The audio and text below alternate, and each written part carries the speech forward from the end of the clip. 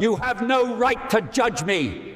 This whole court is a disgrace. There are mornings when the air in this courtroom doesn't just feel cold from the air conditioning, it feels heavy. It's a tension so thick you can almost carve it with a gavel. On March 14th, a Tuesday, the atmosphere was particularly grim. I sat on this bench, looking down at my docket, and one name stood out, printed in bold, as if it were a challenge to the law itself.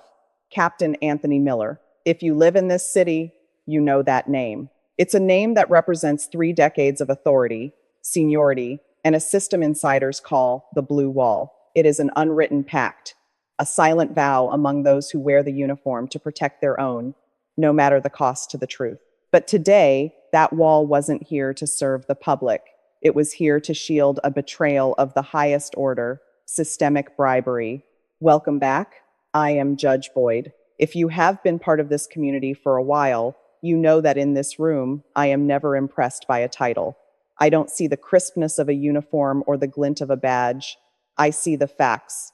I look for the cracks in the souls of those who believe they are above the very laws they swore to uphold.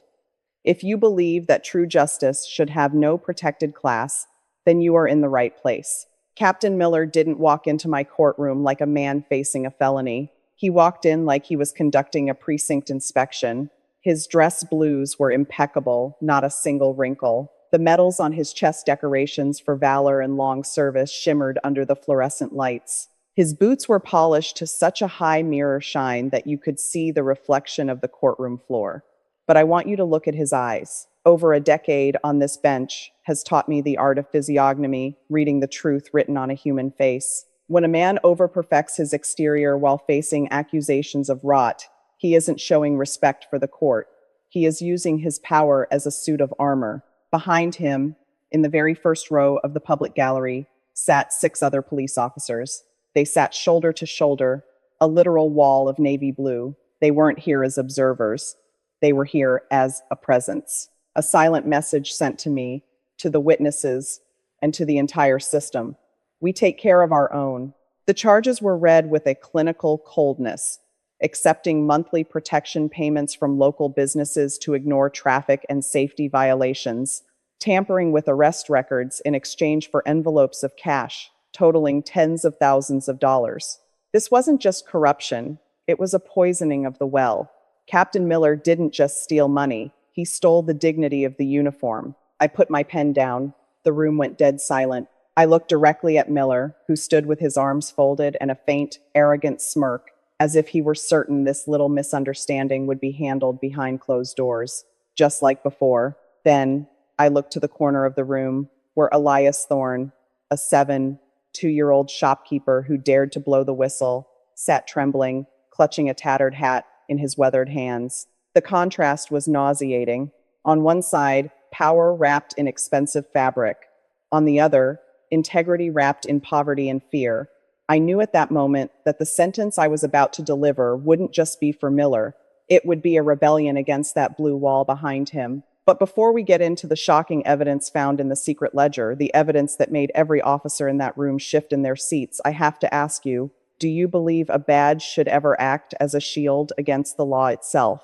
Tell me in the comments, because what you are about to hear next will change the way you look at authority forever. The permission for the powerful to hide is about to run out. The silence that followed my question wasn't empty. It was heavy with the weight of expectation. I reached for the manila envelope sitting on my bench, Exhibit B. Inside was a small, unassuming black leather-bound ledger. To a casual observer, it looked like a simple appointment book. But in this courtroom, it was a map of systematic greed. As I opened the first page, I didn't just see numbers.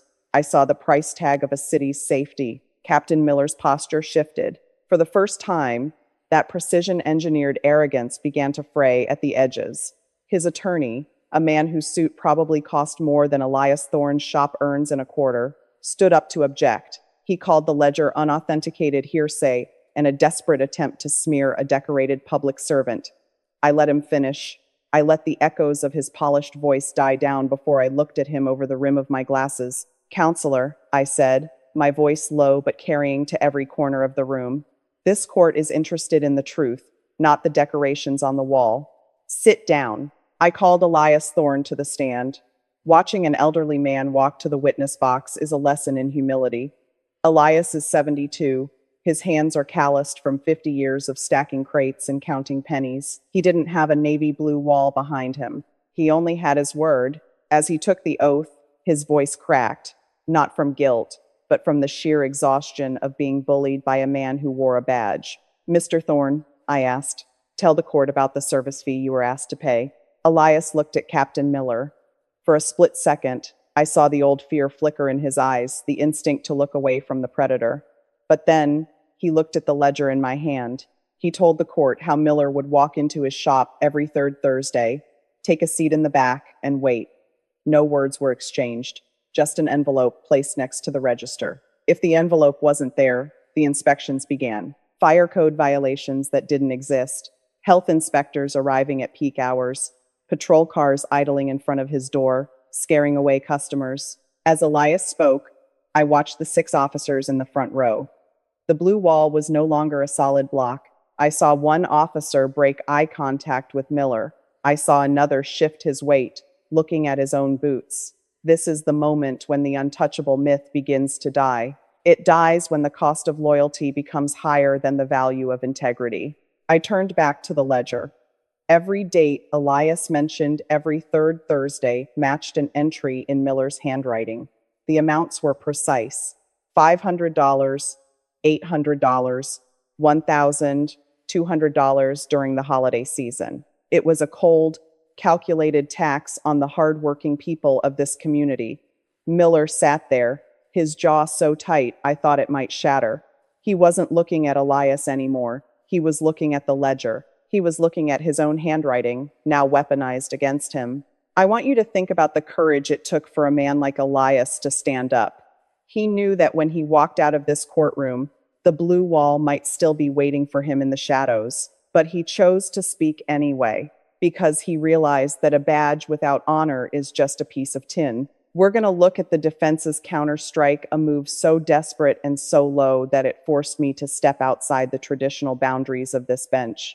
They didn't just try to save Miller, they tried to destroy the man who dared to tell the truth. We are about to see just how deep the rot goes when power feels cornered. When power is backed into a corner, it doesn't surrender. It doesn't apologize. It snarls. It tries to tear down the very idea of truth by destroying the person telling it. As Elias Thorne sat in that witness box, his hands still trembling, I watched Captain Miller's attorney, Mr. Sterling, rise from his seat. Sterling didn't just stand up. He loomed. He adjusted his silk tie, smoothed his silver hair, and looked at Elias not as a witness, but as a target. This is what we call the counterstrike. In my years on this bench, I have seen it 1,000 times. When the facts are against you, you attack the man. Sterling began a calculated, predatory line of questioning.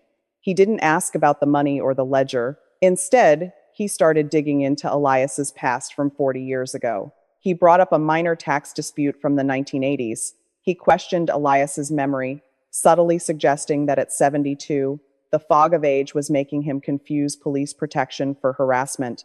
Mr. Thorne, Sterling's voice dripped with a false, patronizing concern. Isn't it true that your business has been failing for years?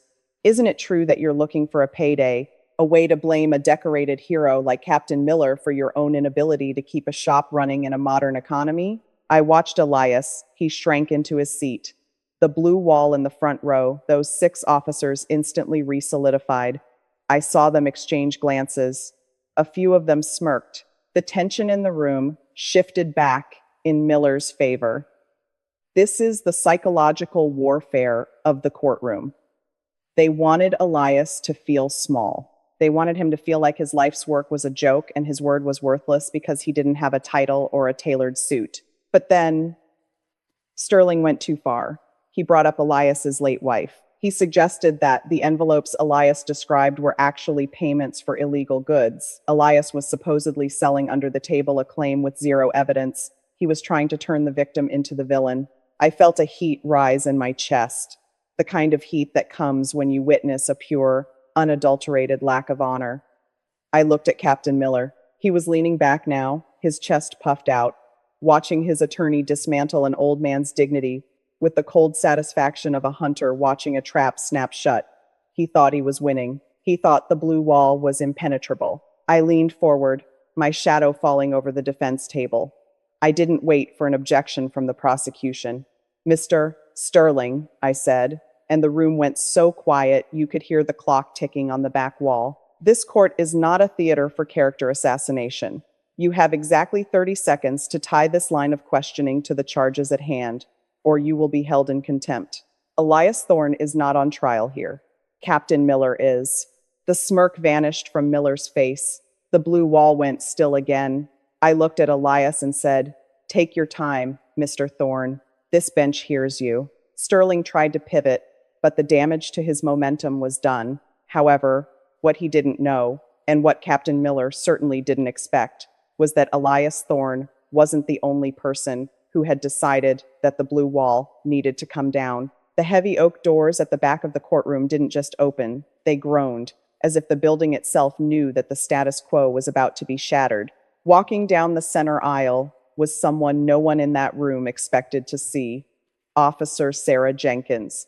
Sarah wasn't just any officer. She was a 12-year veteran, a third-generation cop, and most importantly, she had been Captain Miller's protege for the last 5 years. In the hierarchy of the Blue Wall, she was supposed to be the most loyal brick in the structure. I watched Captain Miller as she approached the bar.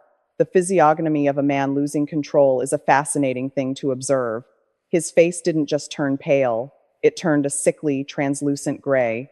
The veins in his neck pulsed rhythmically against his starched collar.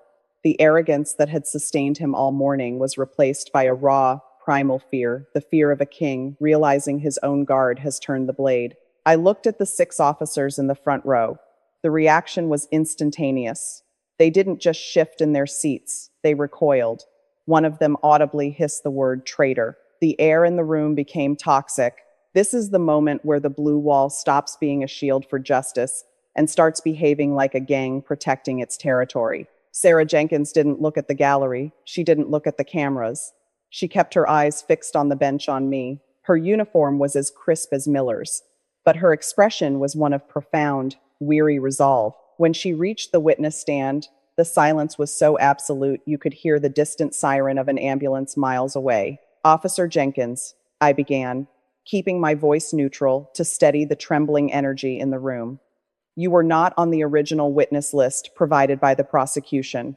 Why are you here today?" She took a breath, and I saw her chest heave under her bulletproof vest. "Your Honor," she said, her voice steady but laced with a deep sadness, "I joined this force to protect people like Elias Thorne, not to tax them for the privilege of existing. I watched the captain's attorney try to destroy an innocent man's life today, and I realized that if I remained silent, the uniform I wear wouldn't be a symbol of service, it would be a shroud for my own soul." Captain Miller stood up abruptly, his chair screeching against the floor. "This is a setup," he barked, his voice cracking for the first time.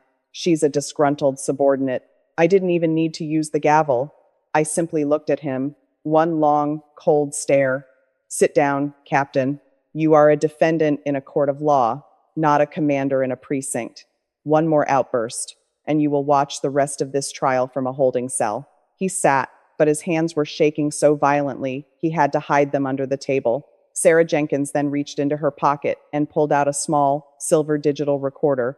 "The ledger, Mr. Thorne spoke of was only half the story, Your Honor," she said. "The captain didn't just take money, he kept insurance. Recordings of meetings where he coordinated these payments with higher-ups and ensured that any internal affairs investigations were neutralized before they began.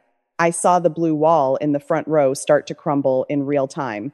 2 of the officers stood up and walked out of the courtroom without looking back. They weren't leaving because they were angry at Sarah.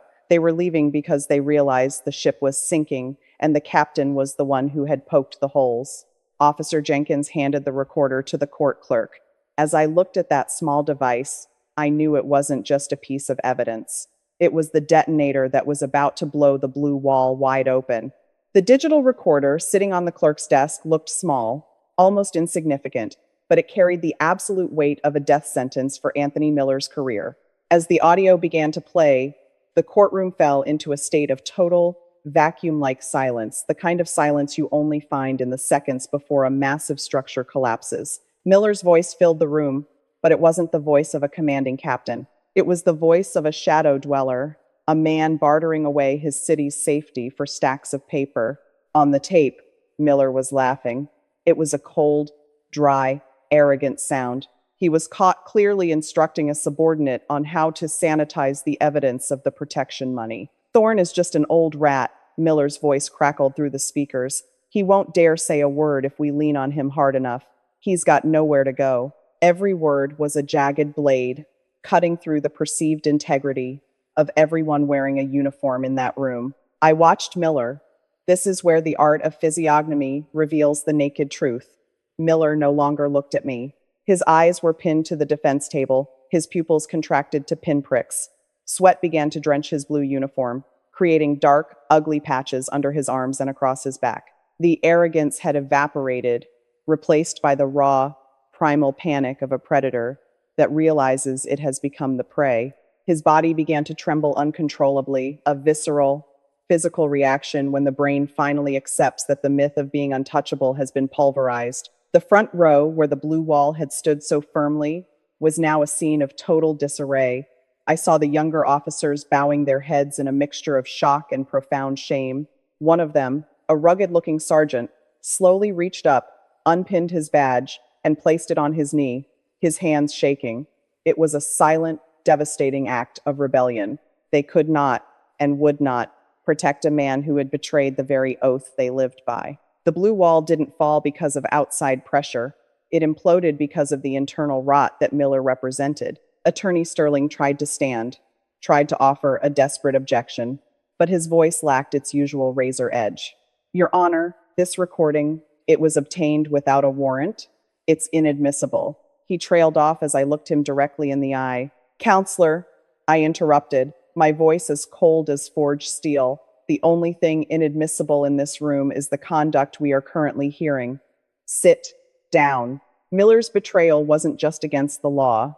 It was a psychological assault on the trust of every citizen in this city. He had turned the badge, the ultimate symbol of protection, into a tool for extortion.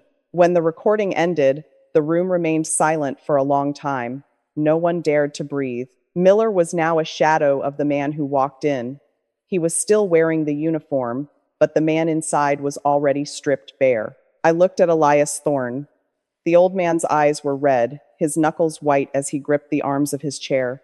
But for the first time, I saw a flicker of peace in his expression. The voice of a rat, as Miller called him, had just brought down a giant. This is the core of justice. No badge is thick enough to hide a soul that has turned to ash. The recording stopped, but its echo continued to vibrate against the wood-paneled walls of this courtroom. It was the sound of a legacy shattering. I looked at the remaining officers in the front row, the ones who hadn't walked out. The transformation was complete. They were no longer a wall. They were individuals, isolated by the sudden, freezing realization that the man they had stood for had never stood for them. Their shoulders, once squared in a show of collective defiance, were now slumped. The blue wall hadn't just been breached. It had been revealed as a hollow shell. I turned my gaze back to Anthony Miller. If you were watching him through a camera lens, you'd see a man who appeared to have aged 10 years in 10 minutes. This is what the physiognomy of total defeat looks like. The muscles around his mouth had gone slack, and his skin had taken on a dull, waxen quality. He was no longer the untouchable captain. He was a stranger in his own uniform. He stared at the digital recorder on the clerk's desk as if it were a venomous snake. He knew that those few minutes of audio had done what 30 years of service could never undo.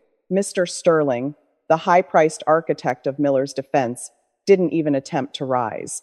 He sat staring at his legal pad, his expensive fountain pen hovering over a blank page. There were no more technicalities to hide behind, no more character assassinations to perform. When the truth is spoken in a person's own voice, the theater of the courtroom ends, and the reality of the law begins. I leaned forward, the silence in the room so absolute that the hum of the overhead lights felt like a roar. I addressed the remaining officers directly. "Take a good look," I said, my voice cutting through the stillness like a scalpel. "You came here today to support a brother. You came here to show this court that the badge is a closed circle. But look at what was inside that circle. Look at the contempt this man held for the very people you patrol. Look at how easily he traded your honor for a stack of envelopes. One of the younger officers, barely 30, stood up. He didn't look at Miller. He didn't look at Sterling. He looked at Elias Thorne, who was still sitting in the witness box, his eyes wet with tears. The officer gave a single, somber nod to the old man, a silent apology that carried more weight than any formal statement. Then he turned and walked out. He wasn't deserting his post. He was reclaiming his integrity. Miller finally looked up. For a second, a spark of the old arrogance flickered in his eyes, the instinct to bark an order, to demand respect. But it died as quickly as it appeared. He looked at Sarah Jenkins, the whistleblower who had been his protege. He didn't see a traitor. He saw his own reflection in her eyes, the man he was supposed to be, versus the man he had become. Captain Miller, I said, bringing his attention back to the bench. This court has heard enough to understand the mechanics of your insurance policy. We have seen the ledger, we have heard the testimony, and now we have heard your own soul laid bare on that tape. Do you have anything to say for yourself before we move toward the final findings of this court? Miller opened his mouth, but no sound came out. He looked down at his hands, those hands that had accepted so many envelopes, that had signed off on so many neutralized investigations. He slowly unbuttoned the top button of his uniform jacket, as if the fabric itself were starting to choke him. He didn't speak. He couldn't. The blue wall had been his voice for 30 years, and now that it was gone, he was truly, terrifyingly silent. I picked up my pen and began to write. The room waited, suspended in that heavy, honest silence that only arrives when the performance is over, and the truth is the only thing left standing.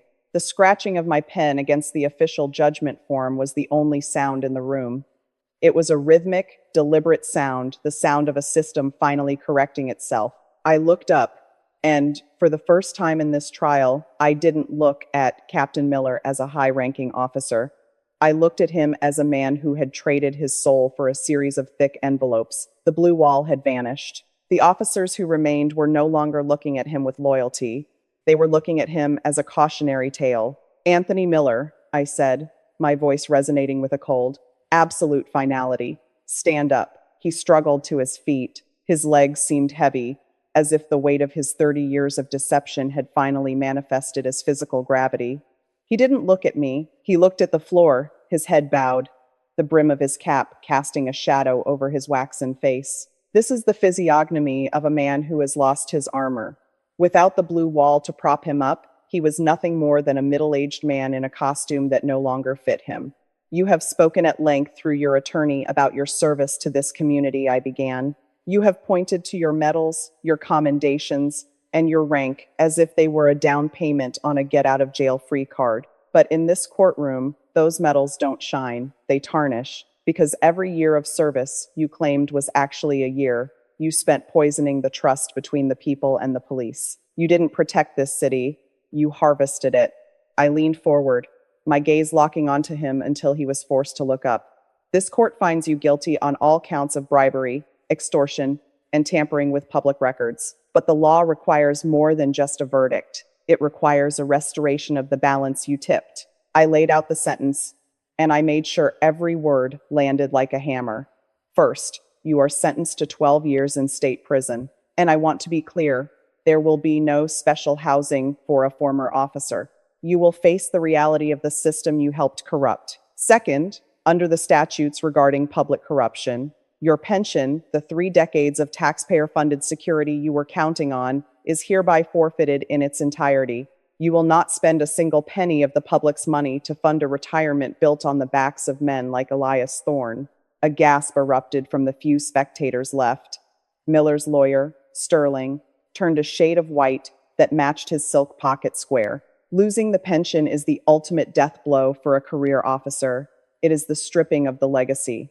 I saw Miller's hands grip the edge of the defense table so hard his knuckles turned white. The realization of financial ruin finally broke through his last layer of denial. Furthermore, I continued, you will pay full restitution to Elias Thorne and every other business owner identified in that ledger.